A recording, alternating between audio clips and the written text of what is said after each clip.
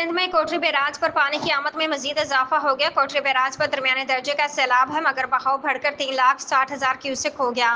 Flood forecasting division Lahore के मुताबिक गुड्डू और सखर बैराज पर बहाव में कमी का सिलसिला जारी है।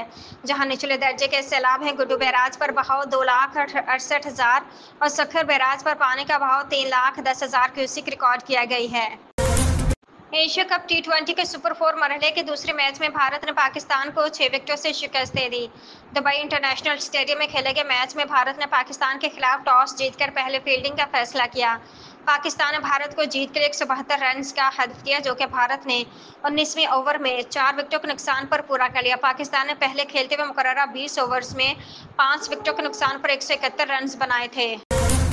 मगरबी ममालिक की जानिब से फ़लस्तीनी रियासत को तस्लीम करने के ऐलानात को नुमाइशी इक़दाम करार दे दिया। अमरीकी महकमे ख़ारजा का कहना है कि अमरीका की तरजीह संजीदा सफारतकारी है। नुमाइशी ऐलानात नहीं, अमन, इसराइल की सिक्योरिटी और यरगमालियों की रहाई हमारी तरजीह है। महकमे ख़ारजा ने कहा कि ख़ित्ते में अमन और खुशहाली सिर्फ हमास के बगैर मुमकिन है, जबकि बरतानिया, ऑस्ट्रेलिया, कनाडा और दीगर का फ़लस्तीनी रियासत को तस्लीम करना महज नुमाइशी इक़दाम है। वफाकी हुकूमत ने पेट्रोलियम मसनूआत की स्मगलिंग की रोकथाम के लिए सूबों से मदद मांग ली। वफाक ने पेट्रोलियम तरमीमी एक्ट 2025 पर सख्ती से अमल दरामद के लिए सूबाई हुकूमतों को खत लिख दिया।